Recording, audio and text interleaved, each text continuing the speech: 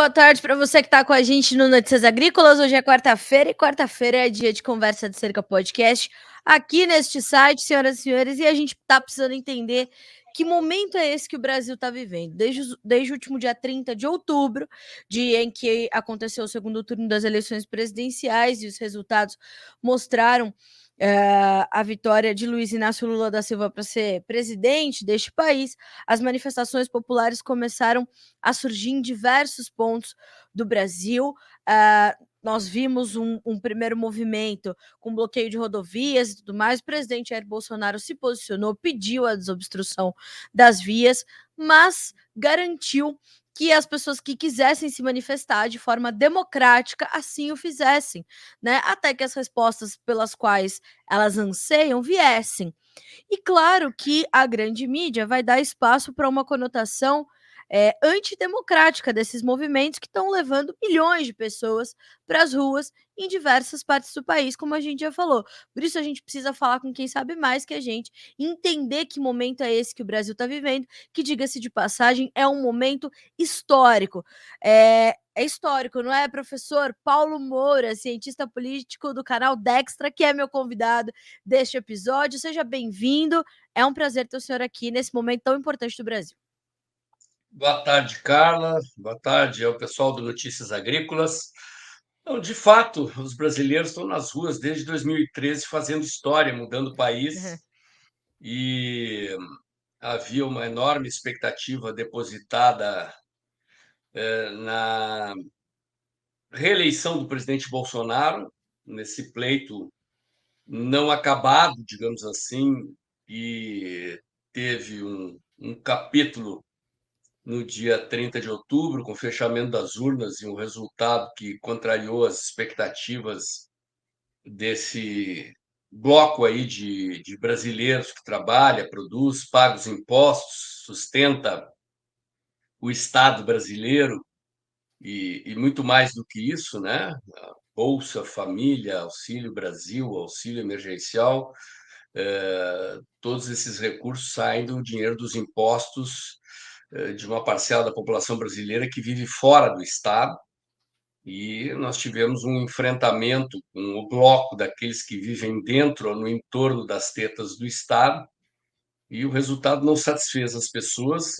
Esse pleito ele tem uma característica diferente dos anteriores, porque dessa vez não foi apenas uma desconfiança sobre o resultado que emergiu após o fechamento das urnas, mas uma quantidade enorme de auditorias privadas e a auditoria das Forças Armadas reforçou muito a desconfiança de que há anomalias no pleito, e as pessoas então saíram imediatamente às ruas pedindo que isso seja esclarecido, que isso seja essa desconfiança seja removida com a abertura dos códigos-fontes das urnas eletrônicas, para que as Forças Armadas possam fazer uma auditoria completa, que não puderam fazer, o TSE não permitiu, e dirimir essa dúvida, né? A gente ter certeza se o resultado do pleito foi, de fato, fidedigno à vontade do povo, ou se essas anomalias reforçam a desconfiança do povo brasileiro de que há algo de errado com o nosso sistema eleitoral. Professor, nessa edição especificamente, mas desde o dia 30, eu tenho sido muito questionada no Bom Dia Agronegócio, que é uma abertura de mercado que nós fazemos aqui nas redes sociais, Notícias Agrícolas, no próprio site e tudo mais, sobre o quanto essas manifestações elas são importantes, principalmente com essa manutenção de uma falta de respostas, e de quem essas respostas teriam que vir.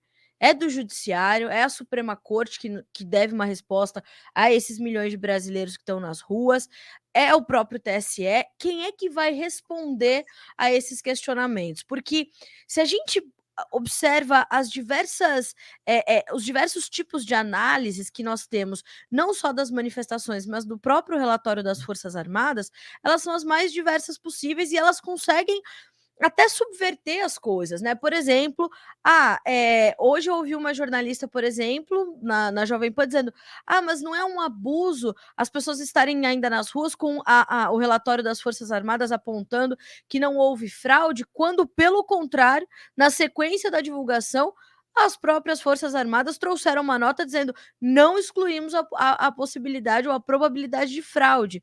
Como é que a gente tem que olhar para essas pessoas e da onde tem que vir essa resposta, professor?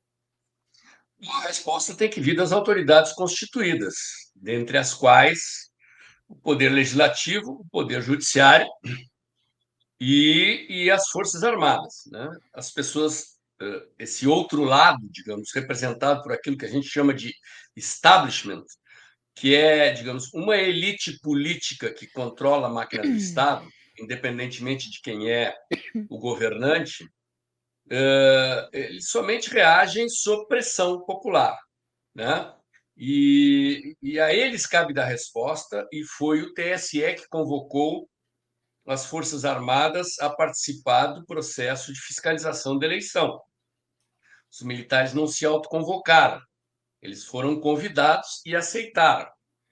E o resultado, como tu bem disseste, Carla, é que eles apontaram que o sistema é vulnerável a diversos tipos de invasão, digamos, existem várias janelas dentro do processo de gestão e apuração de uma eleição em que invasores externos podem acessar o sistema, ou que o sistema possa acessar, como eles dizem em linguagem técnica, bibliotecas externas de dados, que oferecem oportunidades para invasão, e que, para afirmar que não houve fraude, os militares teriam que completar a auditoria, teriam que ter acesso aos códigos-fonte.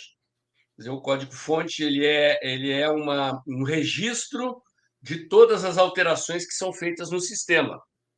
Então, cada vez que o sistema é atualizado, que é introduzido uma nova linha de comando num programa de computador, né, ele gera um código-fonte. E como o sistema tem essas vulnerabilidades, essas possibilidades de acesso externo, que permitiriam, em tese, alterar dados, né? Só uma auditoria feita com software, com sistemas, permitiria ter certeza de que o sistema não foi adulterado, e se foi, de que forma, por quem, em que momento. E então as pessoas foram para a rua num desespero, porque a Justiça Eleitoral foi completamente parcial nessa eleição. Sim.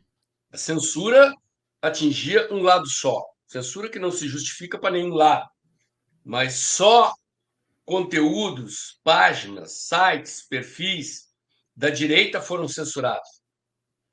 Só ativistas, candidatos, gente eleita, inclusive, por esse grupo de brasileiros que está nas ruas, foram censurados e estão sendo perseguidos.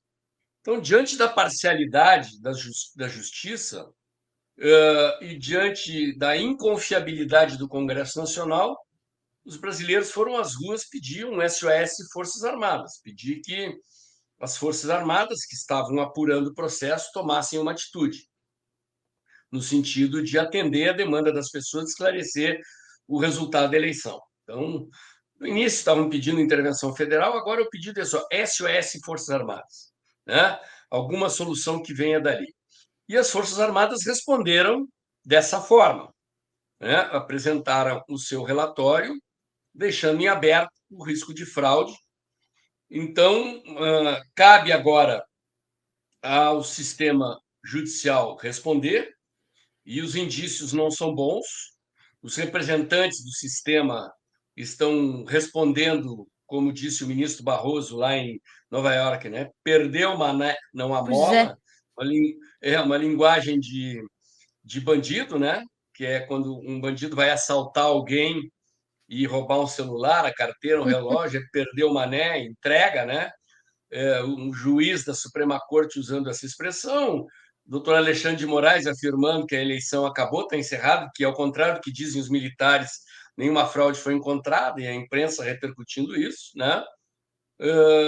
Então, agora existem duas expectativas no tabuleiro. Uma delas diz respeito à auditoria do PL, o partido do presidente. No Sim. primeiro turno vazou um relatório parcial do PL, agora vazou outra parcial do relatório do PL, e o PL emitiu uma nota dizendo que este não é o relatório definitivo, e a imprensa traduz o fato de que o PL diz que não é o relatório definitivo, dizendo que o PL não vai pedir anulação da eleição. O PL não disse que não vai pedir anulação da eleição e pretende, nos próximos 15 dias, acho que até o início de dezembro, apresentar o relatório definitivo, mas as parciais já confirmam aquilo que veio no relatório dos militares, aquilo que veio desse técnico argentino aí que tem revelado vulnerabilidades sucessivas do sistema. Então, é possível que venha uma resposta ali. O PL demandar ao Tribunal Superior Eleitoral, ou, no mínimo, a abertura dos códigos-fonte para uma apuração, assim como pedidos militares, ou, inclusive, a anulação do pleito. E isto, se for um protocolo formal, digamos assim, protocolizado lá na Justiça Eleitoral, o TSE terá que dar uma resposta. Tudo indica que vão responder da mesma maneira, né? E aí vamos ter que observar como as Forças Armadas vão agir. Então, as manifestações elas são fundamentais exatamente por isso. Se o povo cruzar os braços e for para casa, eles se sentirão à vontade. O sistema já está operando naquilo que eu chamo de modo de transição. Os Não há nenhum políticos, tipo de pressão, né, professor? Não há nenhum tipo de pressão e nem de cobrança de nenhum lado, né? é isso, né? Se deixar os políticos soltos, né? Eles estão loucos a voltar a roubar como era no tempo anterior à eleição do presidente Bolsonaro. Então, é fundamental que as pessoas se mantenham nas ruas. E eu senti na ida lá à manifestação em São Paulo ontem, ali no Comando Militar do Sudeste, eu senti essa disposição de permanecer nas ruas. Então, assim, nós estamos acostumados, já estamos vendo desde 2013 o ciclo das manifestações. Ele vai alternando manifestações de pequeno porte, manifestações simbólicas, com poucos ativistas, mas cujo objetivo é causar impacto midiático, né? E manifestações de massas, de grande proporção, como essas que aconteceram ontem. E o pessoal acampado, fazendo vigília na frente dos comandos militares, na frente dos quartéis, e esse movimento precisa continuar para que as autoridades finalmente deem uma resposta. Eu lembro que no impeachment da Dilma não foi muito diferente, né? Exatamente. O movimento do impeachment começou em 2014, ainda logo depois do fechamento das urnas, e em meados de 2015, cerca de 2 milhões, 3 milhões de brasileiros foram às ruas, foi 1 milhão e meio na Paulista, o resto nas outras capitais, e os políticos não quiseram tocar o processo do impeachment. Foi preciso mais um ano de luta e 6 milhões de pessoas nas ruas, 2 milhões na Paulista, para que eles resolvessem finalmente entender que o povo não ia sair das ruas enquanto não houvesse o impeachment. Então, infelizmente, o nosso sistema funciona sob pressão popular e é fundamental que as pessoas continuem nas ruas até que a gente obtenha uma resposta. E o que as pessoas querem é a anulação desse pleito e uma nova eleição isenta, né? Comandada por uma instituição confiável, que não poderá ser o TSE, e com um sistema de apuração confiável, que esse sistema que está aí não tem se demonstrado confiável. Né? Professor, nas bases da lei, olhando para a Constituição, olhando para a lei eleitoral, olhando para tudo isso que a gente está vivendo, uma anulação do pleito seria possível? O senhor acha que há bases para que esse né, essa situação continue, se desenrole e a gente veja uma situação, há terreno para que isso aconteça? Há fundamento jurídico, eu já vi Uhum. várias fundamentações jurídicas bastante consistentes. Eu não sou advogado, né, mas eu interajo com advogados, eu vi pelo menos duas linhas de raciocínio bastante consistentes, fundamentadas em artigos da Constituição e na legislação eleitoral que justificariam a anulação do pleito. E já aconteceu em outras partes do mundo. Em 2021 houve um pleito anulado na Alemanha por fraude, e a eleição foi anulada e refeita. Há um caso na Áustria também, então não estamos falando de República de Bananas, estamos falando de países europeus com democracias consistentes que anularam eleições e refizeram por constatação de problemas de fraude, né? Não são Certo. eleições conduzidas com sistemas eletrônicos, né? O sistema antigo de voto em urna com cédula de papel, e isso aconteceu. Então, o que é preciso que aconteça? Primeiro, é preciso provar que todas essas evidências que estão emergindo dos relatórios de auditoria privada e do relatório das Forças Armadas que sejam comprovadas as anomalias, né? Que de fato aconteceu. E para isso aconteceu, o TSE tem que abrir os códigos-fonte. É muito estranho que eles neguem peremptoriamente o acesso, porque a eleição pertence ao povo. Né? O sistema de apuração de uma eleição ele é o pilar central da democracia. Quer dizer, a democracia baseia-se no fato. Democracia é o regime da vontade da maioria. O sistema de apuração de uma eleição é a maneira de aferir a vontade da maioria. E se a vontade da maioria não é respeitada por um sistema fiscalizável, confiável, acabou-se a democracia. Nós já estamos vendo a censura campeando, jornalistas sendo punidos, influenciadores digitais sendo desmonetizados, suas contas fechadas. Né? Quer dizer, onde é que isso vai parar? Né? Parece que é um sistema absolutista de novo tipo que tem o judiciário como o soberano absolutista. Isso não é democracia? Então, os movimentos, do meu ponto de vista, têm que se concentrar nessa demanda pela abertura dos códigos-fonte, para a abertura do sistema para uma auditoria completa. Porque se a auditoria for feita e for comprovado realmente que o sistema não é confiável, cria-se o motivo jurídico justificado para anulação do pleito e a realização de outra eleição. Né? Óbvio que Sim. isso vai implicar em algumas questões, quer dizer, possivelmente vai precisar o quê? 90 dias para uma nova eleição? Termina o mandato do presidente Bolsonaro? Ok, assume interidamente o presidente da Câmara ou assume uma junta civil transitória até se resolver a próxima eleição, faça uma nova eleição. Acredito eu que ela teria que ser com urna de lona e voto em cédula. Não vejo como esse sistema, a menos que fosse possível, sei lá, o setor de segurança cibernética das Forças Armadas corrigir todas as falhas do sistema nesse intervalo de tempo e uma eleição gerida por uma comissão da sociedade civil, que teria a presença dos militares, teria a presença dos fiscais, dos partidos envolvidos, teria a Claro. presença de entidades da sociedade civil e fazer um pleito em que a população possa confiar. Mas o primeiro passo é isso, é provar que a eleição foi adulterada. Eu sei que as pessoas que estão na rua, elas se movem por uma certeza de que foi, né? Sim. E eu mesmo, eu era cético em relação a isso, hoje eu estou totalmente convencido de que realmente, né, tem que abrir a caixa preta e investigar. E então essa é a situação na qual nos encontramos. A partir do momento que for comprovado que o sistema não é confiável, né, aí as autoridades que conduzem as instituições nacionais vão ter que garantir a realização de um outro pleito em bases confiáveis. Até porque, né, professor, o grande argumento dessa história das urnas eletrônicas é de que o voto é sim total e completamente auditável. E eu acho que nada mais do que como o senhor já falou aqui, uma auditoria completa é abrir este código-fonte.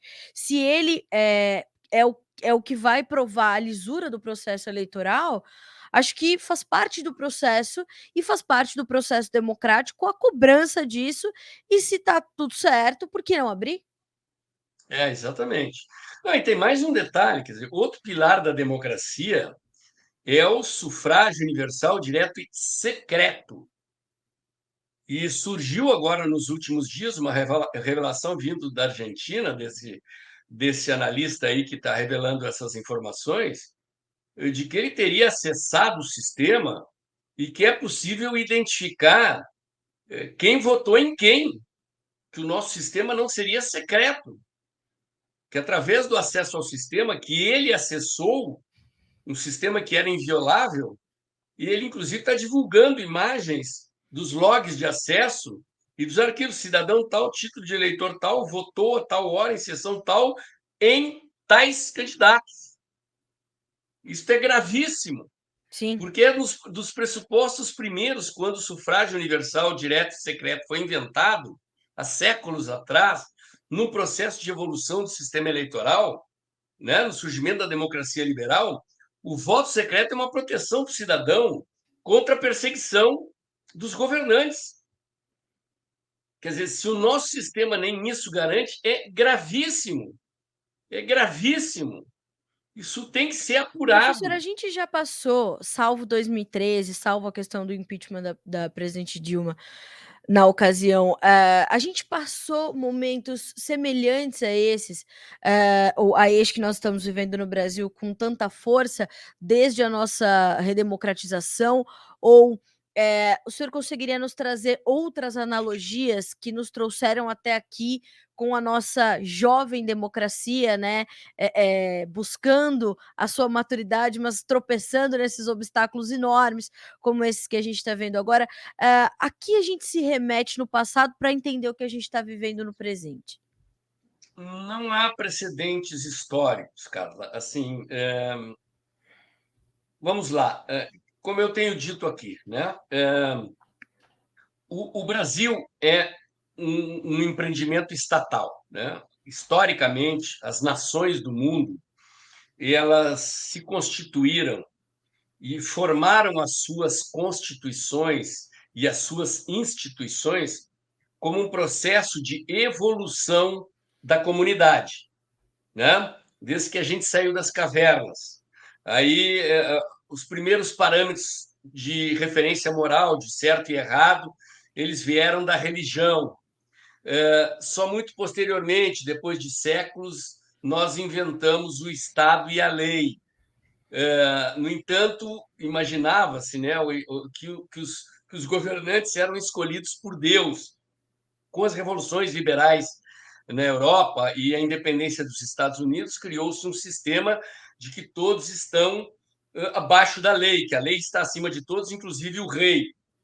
Então surgiu na Inglaterra o sistema parlamentarista, em que o poder foi tirado do rei, transferido para o parlamento, e na França, com a Revolução Francesa, a família real foi guilhotinada e o poder foi transferido para a Assembleia Nacional Constituinte, a Casa do Povo, o parlamento. Isso nasceu o regime presidencialista, depois adotado também nos Estados Unidos. Então, as instituições foram sendo criadas, as constituições, os sistemas legais e os sistemas eleitorais. O voto, inicialmente, nesse processo, ele era um voto censitário. Votavam os proprietários, e quanto mais rico fosse o proprietário, mais voto ele tinha, e não sendo proprietário, não se tinha voto. Foi a pressão popular que foi democratizando o processo e gerando o sistema do voto secreto universal. As mulheres não tinham direito a voto. As mulheres conquistaram o direito a voto muito recentemente. Sim. Na Suíça, por exemplo, o direito a voto feminino foi conquistado na década de 1970. Estou falando da Suíça, um dos países mais civilizados do mundo. Foi Na outro maioria dos dia, outros sim. países, foi no final do século XIX, início do século XX que as mulheres conquistaram o direito de voto. Mas, no Brasil, o que aconteceu? Os portugueses chegaram aqui e o Estado português, naquela época dos descobrimentos, século XVI, era um dos estados mais poderosos do mundo, era uma das 5 potências navegadoras, ao lado da Espanha, da França, da Inglaterra e da Holanda. E só existiam as populações nativas, os indígenas. Então, eles fundaram o Estado, criaram as capitanias hereditárias e não existia sociedade, não existia vida econômica. Então, o Brasil nasceu culturalmente entendendo que usar o Estado para enriquecer era uma coisa legítima, né? E até legal. E todas as vezes que a sociedade brasileira gerou rebeliões de baixo para cima contra o governo central, seja no tempo do Império, seja na época das diferentes repúblicas, né, que nós tivemos, o governo central sufocou.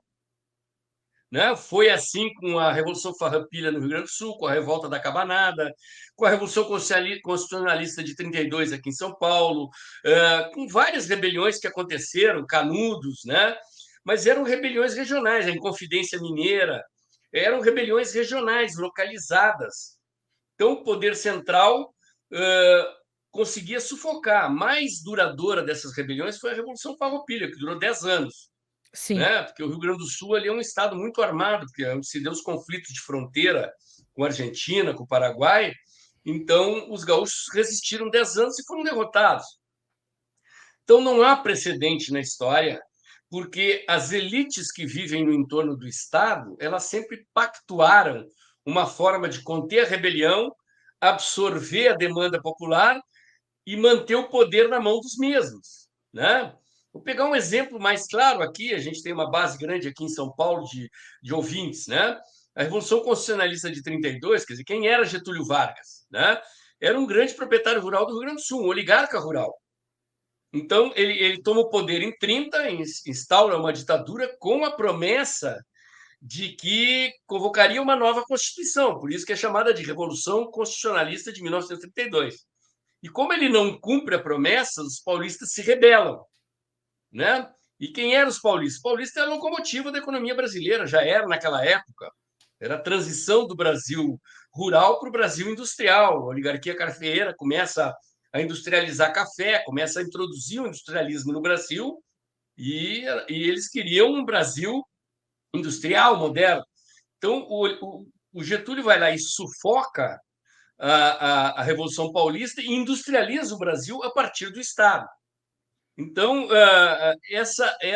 digamos, esse enfoque teórico é de um sociólogo chamado Raimundo Faoro, um dos principais pensadores políticos brasileiros, mas há um outro pensador importante, que é o Gilberto Freire, que é um culturalista, digamos assim.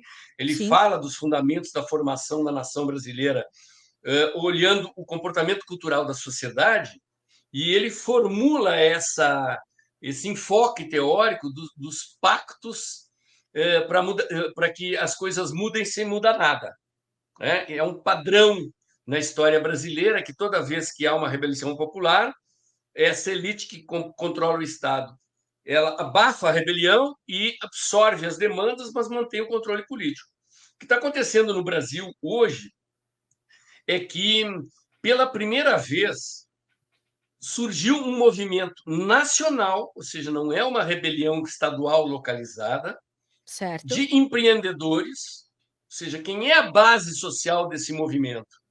São empreendedores de todos os tamanhos e tipos, desde o vendedor autônomo na rua, ao profissional liberal, ao pequeno comerciante, ao pequeno empresário, ao médio empresário, ao grande empresário, como são os empresários do agro brasileiro, alguns empresários da área do comércio, como é o velho da van e outros. Né? Quer dizer, é um segmento da sociedade brasileira que não faz parte dessa elite que controla o Estado, que vive do próprio trabalho e carrega nas costas esse outro grupo. Né? E quando o presidente Bolsonaro se elegeu, surpreendendo a todos eles, porque o candidato deles era o Alckmin, né? Exato. Eles se reorganizaram para reagir. Né? Aquele pacto do Rodrigo Maia com o STF para conter as reformas, começa a repressão aos conservadores e culmina com essa eleição estranha que nós tivemos, que é uma tentativa deles abafar esse movimento e impedir que esse segmento da sociedade brasileira assuma o poder. Né? Porque o Certo. poder, de fato, está com eles ainda. Eles controlam a mídia, controlam as instituições, controlam as universidades, as instituições educacionais, o meio cultural. Eles têm do lado deles os banqueiros, que sempre viveram em conluio com o Estado, né? Os empreiteiros privados, e que são empreiteiros de obras públicas, que querem voltar àquele sistema anterior de pagamentos, investimentos públicos por emendas. Né? Quer dizer, o que fez o ministro Paulo Guedes? Ele criou um sistema de privado de obras públicas. Quem está fazendo a revolução na infraestrutura do Brasil é a iniciativa privada, com financiamento privado, com obras bancadas pela iniciativa privada. Né? E o dinheiro que é do pagador de imposto, como se chama o dinheiro público, né? Eu não gosto dessa expressão, ele está indo para projetos sociais, para educação, para segurança, para saúde. Sim. E os empreiteiros de obras públicas já estão lá batendo na porta do Congresso, pedindo para as emendas do relator destinarem investimentos em obras públicas para voltar àquele sistema em que o parlamentar dá um dinheiro para a empreiteira e depois passa no balcão da empreiteira para pegar uma parte daquele recurso, né? Que era o sistema anterior ao mensalão. Então, eles estão loucos para voltar para isso, né? Então, Carlos, assim, o que está acontecendo hoje no Brasil não tem precedente, pelo menos não num movimento dessa dimensão, ou seja, não é uma Sim. rebelião regional, é um movimento nacional, e ele é composto de pessoas de diferentes classes.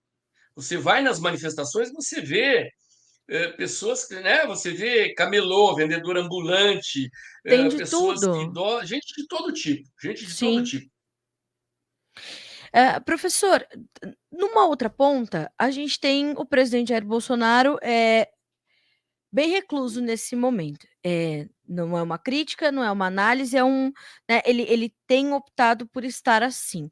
Ele falou, alguns dias depois do resultado da eleição, não, não se manifestou em torno do resultado da eleição, falou sobre as manifestações e, na sequência, ele veio às redes sociais e pediu, inclusive, a desobstrução das vias, pediu a garantia do direito de ir e vir das pessoas e pediu que as manifestações democráticas, né, continuassem se eles assim desejassem e tudo mais. Aí eu queria entender uma análise do senhor sobre esse comportamento do presidente Bolsonaro nesse momento e dois, entender se esse silêncio, fecha aspas, né, do presidente, ele é importante para legitimar esses movimentos como sendo movimentos do povo, né, com essa com esse não posicionamento, vamos dizer dessa forma, do presidente Bolsonaro, isso acaba, dando esse carimbo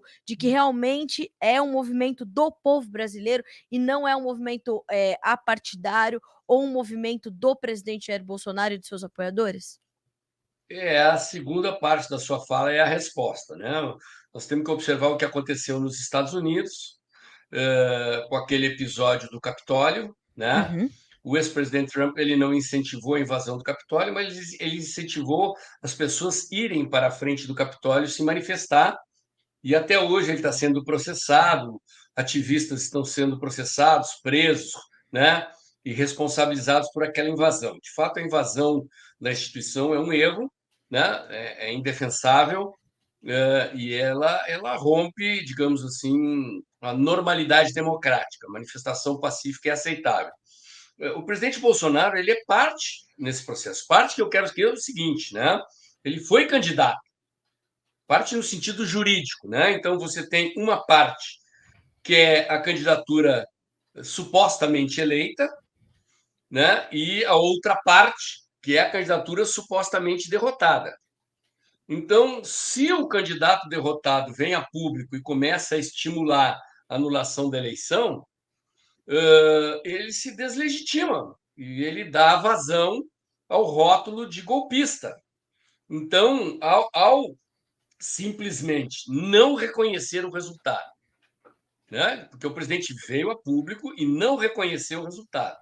certo.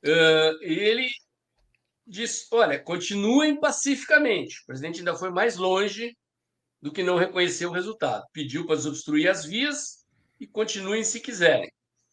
Ele fica, né, passivamente, mas dando aval ao que está acontecendo.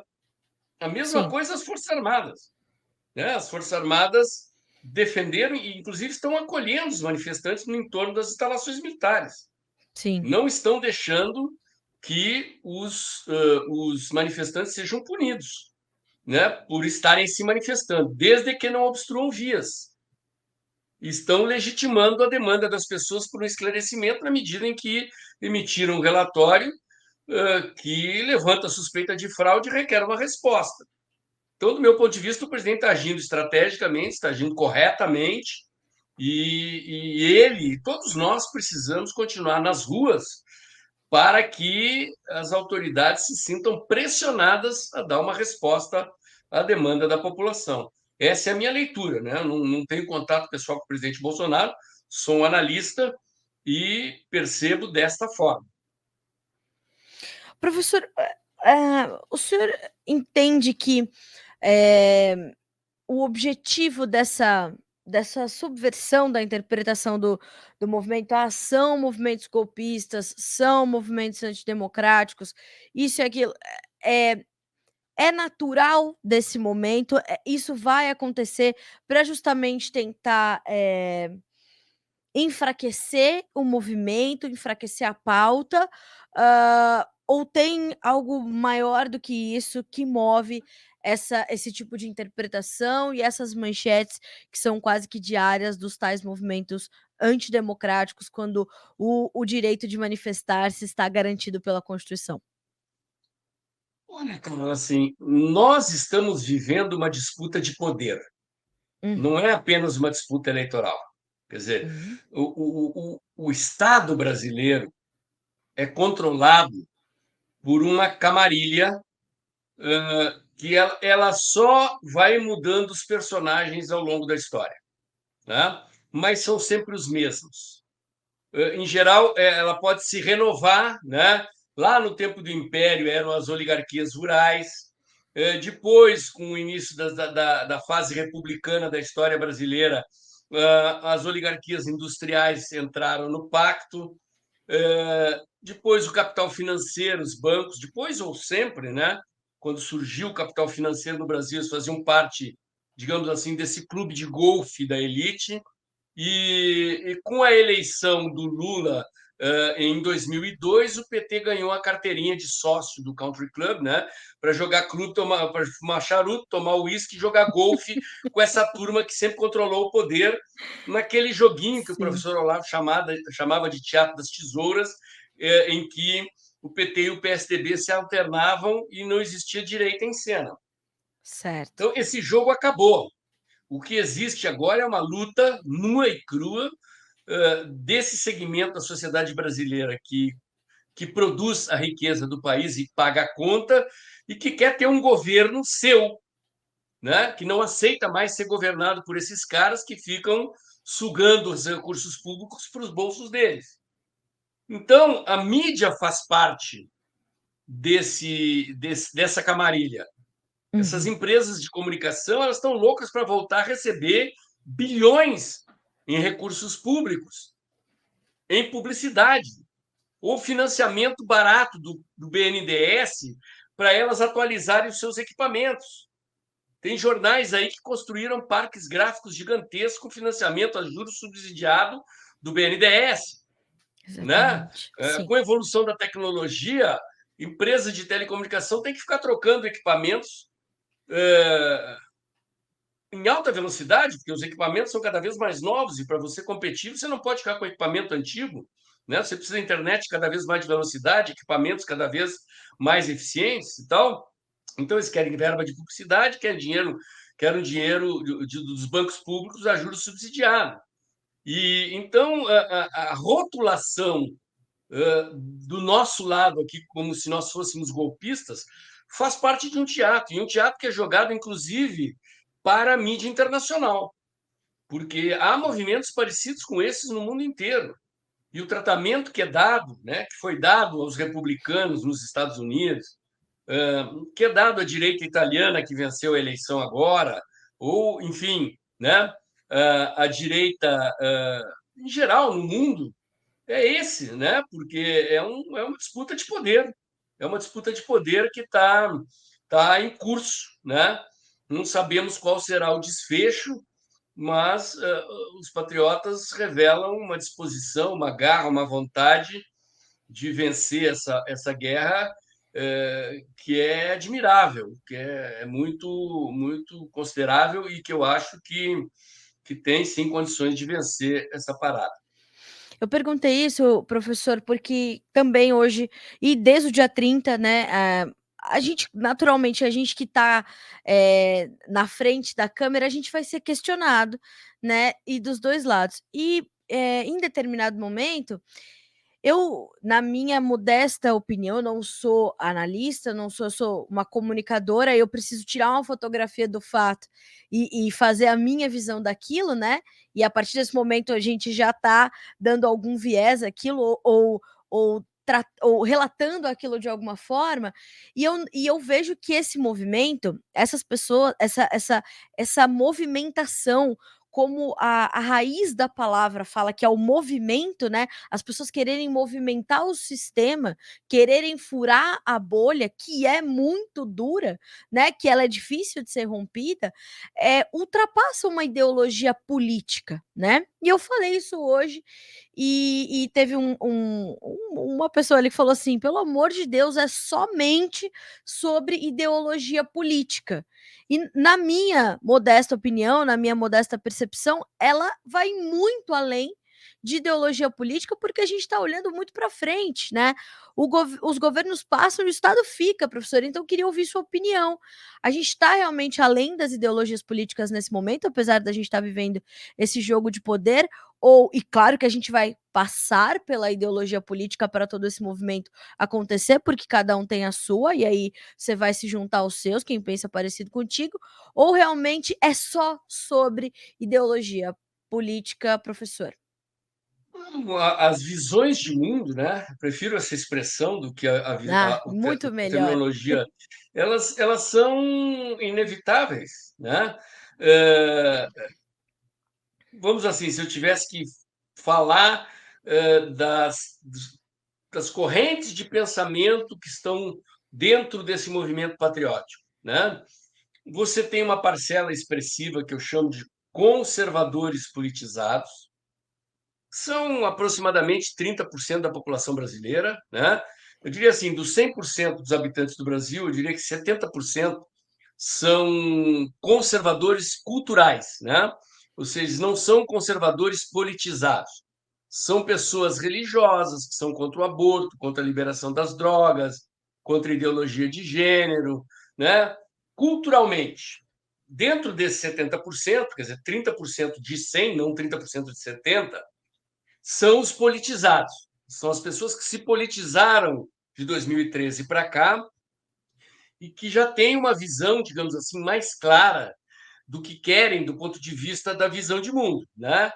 Que é um país que valorize a família, os valores culturais tradicionais, que não tenha, digamos, permissividade com relação às drogas, né?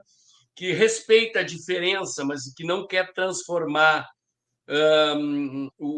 digamos assim, o homossexualismo num padrão da maioria, quando ele é o comportamento de uma minoria. Nada contra os homossexuais, está cheio de homossexuais no movimento, né? E eles são respeitados, fazem parte do movimento, opinam, participam, mas a maioria da população preserva ou quer ver valorizados um padrão de comportamento que é o da maioria, e não impor o comportamento da minoria à maioria e respeitar o direito da minoria, né? Existem os liberais, né? Que não são necessariamente conservadores. Então, os liberais eles defendem a liberdade econômica, mas, por exemplo, nessa questão dos valores, eles são diferentes dos conservadores, né? Eles acham que Sim, liberar drogas, nem todos os liberais, né? Existem vários tipos de liberais, sim. mas são a favor da liberação das drogas, são a favor de casamento gay, são para eles isso não é um problema desde que haja liberdade econômica. E existem pessoas que são movidas pelo sentimento anticorrupção, né? Que não são nem Certo. necessariamente liberais nem conservadores, mas que querem um sistema político e econômico honesto no nosso governo. Existe uma parcela minoritária que são os intervencionistas, que esses sim, eu diria que são extrema-direita, né? Que querem Sim. que as Forças Armadas tomem o poder e imponham uma ditadura, mas eles são uma minoria. E então é um espectro muito grande que compôs a base que elegeu o presidente Bolsonaro em 2018 e que, durante o governo do presidente Bolsonaro, se fragmentou, mas no segundo turno se uniu de novo, né? Uhum. Assim como do outro lado. Quer dizer, o PT mesmo, o eleitor petista, ideologicamente, é 20, 25% da população. Aí você pode agregar Sim. mais uma parcela que vai chegar nos 30%, que são esquerdistas de outros matizes, né? Uhum. E um bando de corruptos que se alia ao PT, porque é o único candidato capaz de enfrentar o Bolsonaro é o Lula, Então, eles se agrupam em torno do PT na expectativa de voltar a mamar nas tetas do Estado, porque para eles, né, corrupção não é uma coisa preocupante. Pelo contrário, Sim, eles são sócios do crime nesse aspecto. Então, a ideologia política em torno do outro bloco, mas nem todos estão movidos por motivações ideológicas. Um movimento social, um movimento político, ele é assim, no mundo inteiro, não tem nada de errado nisso, né? E é uma disputa por poder? É uma disputa por poder, sim. Por sim. quem vai garantir a direção, o destino em que a sociedade vai tomar, né? Esses dois grandes blocos estão lutando para impor a sua vontade à maioria. E o problema é que há um certo equilíbrio de forças. Por isso que a gente não sai do impasse, né? Eu imaginava que essa eleição ia resolver esse impasse, mas essas nebulosidades, digamos assim, do sistema eleitoral impediram a solução do impasse e nós só vamos ter paz quando esse equilíbrio terminar e um lado se impuser ao outro, né? E o fato é que os patriotas aí, a turma de verde e amarelo, não está afim de jogar toalha e de entregar o jogo fácil e o jogo está aberto, né? Vamos ver como é que a coisa se desdobra daqui para frente. Professor, falta 1 mês e 20 dias, ou 15 dias, 1 mês e meio para terminar, 2022. Eu queria que o senhor elencasse alguns pontos que te preocupam e outros que te tranquilizam diante da sua experiência, diante do processo que o senhor conhece, desses fundamentos jurídicos que o senhor estudou e procurou saber para esse pedido, para se anular a eleição e ter uma nova, sobre esse comportamento do presidente Jair Bolsonaro, sobre o seu entendimento desses movimentos e a garantia que eles têm de estarem ali, né, aqueles manifestantes de estarem o quanto quiserem nas ruas, as ruas, né, elas estão ali para isso, né? Enfim, eu queria que o senhor elencasse alguns pontos que temos que ter atenção, que te tranquilizam de algum lado e que te preocupam de outro, professor. Eu não sei se o termo tranquiliza é exatamente o adequado, né? Cabe nesse momento, né, professor? Porque assim, eu vou aceitar a terminologia, né? Mas assim, o que me deixa feliz, né? É o povo na rua, né? É Certo. perceber que a oposição a esse outro bloco continua e não está revelando nenhuma disposição de desistir e aceitar a ilegalidade, a desonestidade na condução dos destinos do país, né? Todo o resto me preocupa.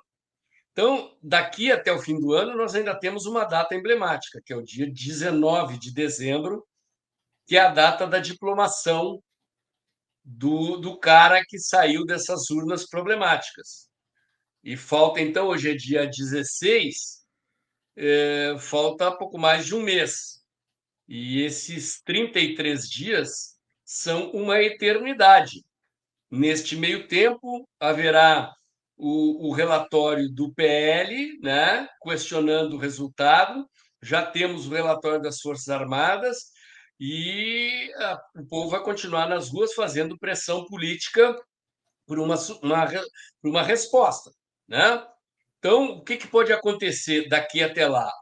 O movimento patriótico obteve uma vitória, a gente conseguir comprovar que o resultado da eleição não corresponde fidedignamente à vontade da maioria e a gente conquiste uma nova eleição, que é o que eu espero que aconteça, ou que o sistema tente empurrar a goela abaixo a posse do cidadão esse aí que foi, digamos assim, tirado da cadeia para concorrer, né? Sim. E a oposição continuar ferrenhamente nas ruas, no embate para infernizar a vida do governo eleito, né? Lembrando que nós elegemos uma bancada expressiva no Congresso, né? Nem todos que se elegeram pelos partidos à base de apoio do presidente são conservadores, bolsonaristas, né? Acho que o governo tem poder de cooptação sobre uma parte, mas é uma bancada numerosa, alguns parlamentares que se reelegeram, portanto já têm a experiência de uma legislatura, E o que eu espero é que haja, se nós não tivermos a vitória, né, que é a realização de uma nova eleição, Sim. que nós consigamos exercer uma oposição ferrenha, realmente, né, contra o governo que está nos sendo imposto. E o senhor, acredita que de fato, é de Jair Bolsonaro esse papel do líder da oposição, é ele que vai liderar esse movimento, se consolidando como esse líder efetivamente? Não tenho dúvida disso, né? Líderes de massa, Ótimo, assim, sim, assim como o Lula, como o presidente, como foi o Brizola, como foi o Getúlio Vargas, né? Eles não se produzem de um momento para outro. Você não estala os exato, dedos e produz um líder, né? A sim, história dá luz a líderes como esse, sob circunstâncias muito específicas. E é no presidente Bolsonaro que as pessoas depositam as expectativas, né? O presidente, na sua fala pós-eleitoral, tem uma frase emblemática ali, que ele diz que tem orgulho de ser o líder de 58 milhões de brasileiros, né? exatamente, sim, Enquanto ele diz, né, desobstruam as ruas, mas continuem, ele não disse exatamente isso, né, mas desobstruem as ruas, ele disse, mas, né, continuem a se manifestar pacificamente, ele sinalizou que ele segue o jogo, que ele está no barco, né? Então, não há como, tanto que o inimigo está tentando transformar o presidente em inelegível, né? exatamente. Tentando impedir, porque eles sabem a popularidade, a força, o poder do presidente Bolsonaro. Então, eu acredito que esse momento transitório que nós estamos vivendo aqui, esse interregno entre a solução para esse impasse da eleição, tem os dias contados, né? E acho que ainda esse ano, possivelmente antes da posse do Lula, a gente vai ter algum fato político decisivo para o curso dos acontecimentos. E dependendo desse resultado, depois desse fato político, o presidente terá, digamos, liberdade para voltar a se manifestar, seja como candidato numa nova eleição, seja como o grande líder da oposição. Professor, olha, é sempre bom ter o senhor com a gente para trazer esses esclarecimentos e principalmente para explicar, né, aquilo que a gente não consegue ver na margem da situação, né, ou nessa primeira camada da análise, né, a gente precisa aprofundar o diálogo, a gente tem uma democracia jovem e a gente precisa amadurecê-la, né, e se a gente tiver que lutar por isso, que assim seja. Obrigada por ter aceito o nosso convite. Como o senhor falou, é um momento histórico, é um momento importantíssimo para o rumo da história que esse país vai tomar, e é sempre bom a gente ter esses momentos de lucidez, né, para trazer como eu falei, esses esclarecimentos e, mostrar que realmente o movimento está acontecendo, e tudo aquilo que fica parado por muito tempo, né, professor, vai se empoeirando, e vai perdendo a relevância. Então, o movimentar-se é preciso, né.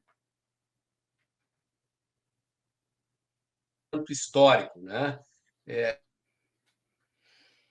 Oi, fechou. Oi, deu uma Oi, to interrupção do sinal. sim, Daqueles sim. momentos que futuramente vão ser registrados nos livros de história, e para quem imaginava que essa eleição era, digamos, um ponto final, né, que a reeleição do presidente Bolsonaro iria resolver esse impasse, esse conflito de poder, e a gente já poder voltar para casa para cuidar dos nossos negócios, da nossa família, trabalhando com paz e liberdade e construindo a prosperidade dessa nação.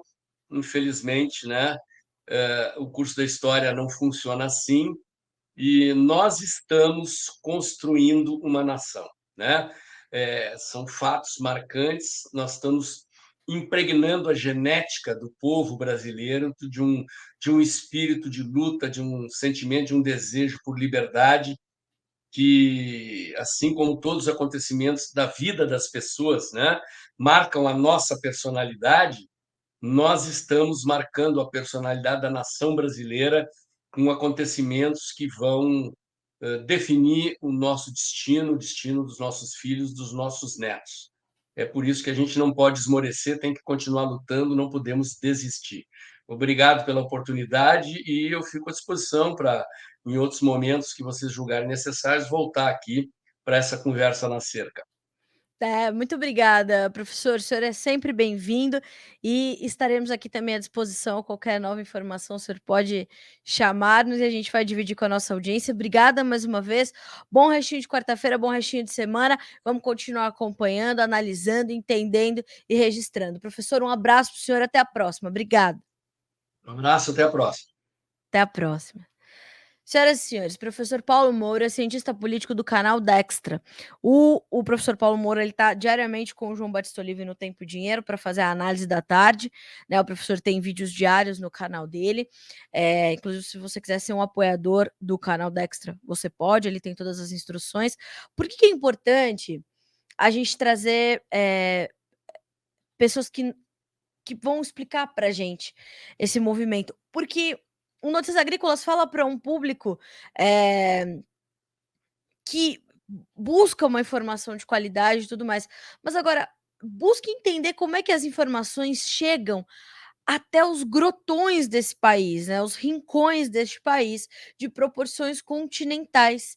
Ela vai chegar fracionada, né, a informação vai chegar em porções, em pedacinhos, e nem todas as pessoas vão conseguir ter acesso a todos os pedaços para formar o todo. Isso é muito sério, isso é muito grave. A comunicação não é aquilo que a gente fala, a comunicação é aquilo que vocês escutam. Então, por isso a responsabilidade de quem está do lado de cá, segurando um negócio como esse, ou falando, até mesmo num microfone que seja desse tamanho, é enorme, né? A responsabilidade de relatar, ela é muito séria, né? E este momento, ele exige essa sobriedade, ele exige essa responsabilidade e este comprometimento, que há um tempo a gente já não vê na grande mídia, né? E essa não é uma condição somente da imprensa brasileira, ela é uma condição da mídia global, daqueles países onde a democracia é o regime, né, das coisas e de tudo. A gente tem essa a gente está buscando aqueles milhões de brasileiros que estão nas ruas, eles também estão garantindo que eu possa conversar com vocês, que o João Batista possa conversar com vocês, que o Alexander Horta possa conversar com vocês, que até os jornalistas dos jornalões possam conversar com vocês, porque isso é liberdade de opinião, isso é liberdade de expressão. Então, o professor Paulo Moura, em suma, veio tratar disso aqui, nos explicar que momento é esse que o Brasil está vivendo e pelo que os brasileiros que estão nas ruas estão lutando. Então, o nosso objetivo é sempre te trazer um pedacinho, um pedacinho, um pedacinho, até que você consiga enxergar o objetivo completo, né? E não pensar situações das manifestações e trazer isso como uma verdade absoluta, porque não é, né? E como o professor Paulo Moura também pontuou na sua participação aqui no podcast, há pessoas de todos os tipos nas manifestações. Há pessoas de todos os tipos, e isso é o reflexo da democracia. Isso sim é unir o Brasil, né? Quando o Lula assume e fala: vamos unir o Brasil novamente, a gente precisa lembrar que ele que começou a segregação ao dizer: não somos iguais a eles, não somos como eles, que eles, né? Então, governar para o Brasil não é governar para a sua elite apoiadora, né? Elite no sentido de ter ali os seus grupelhos que o apoiam e achar que aquele é o Brasil. O Brasil é dos brasileiros, né? E, e são eles que estão nas ruas. E é por isso que a gente vai continuar aqui te trazendo todo dia um pedaço para que você possa formar a figura toda e entender o que é isso. E garantir que o comprometimento deste site, dos nossos jornalistas com a boa e séria informação, ele é constantemente e diariamente renovado. Isso que é importante, né? Trazer essa perspectiva e essa segurança é o que faz parte e é o que rege essa equipe. Então, é isso que a gente vai continuar fazendo por aqui sempre. Seja para tratar dessas manifestações populares, seja para tratar do preço da soja, seja para tratar das exportações de café, seja para tratar da atuação dos frigoríficos no mercado pecuário, não importa. O comprometimento com a seriedade e a responsabilidade para relatar ela está aqui presente, ela é inerente às informações que a gente traz aqui no Notícias Agrícolas sempre e há 25 anos. E ó, também por isso é que a gente vai tratar de outros assuntos. A agricultura brasileira e mundial, né? Por que não? Ela vem passando por transformações bastante importantes e esse é outro ponto que a gente tem que relatar aqui.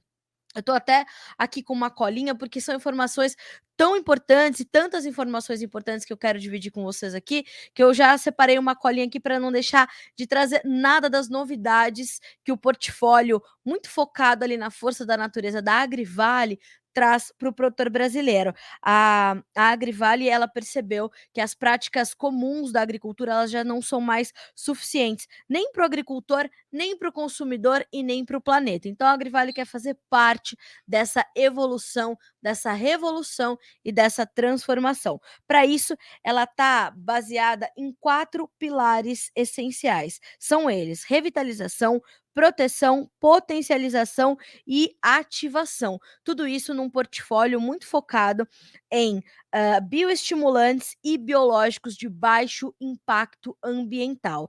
E olha só, para você saber um pouco mais sobre isso, você pode acessar ali as fontes de informação da Agrivale para entender como é que essa revolução, essa evolução está acontecendo e como a Agrivale faz parte desse processo efetivamente. Você pode, buscar o site da Agrivale, agrivale.com.br, Agrivale com 2 L's, tá? Ou pelo Facebook, Instagram, YouTube e LinkedIn.